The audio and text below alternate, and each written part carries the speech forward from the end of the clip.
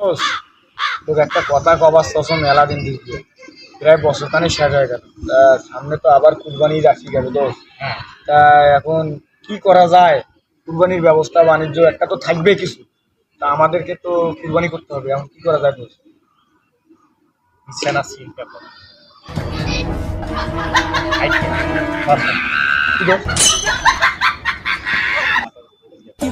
হ্যাঁ দোষ, হ্যাঁ হ্যাঁ হ্যাঁ, এই কথা বলতে বলতে।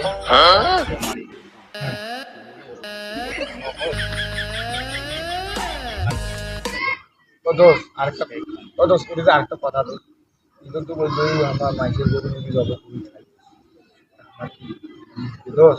মানুষ হইলে বোঝেছে আমার গোস্ত খাওয়া কথা। তো যেভাবে হোক গোস্ত সমস্যা আর তা হোক খাটো চল মারি দিয়ে দোষ করছি।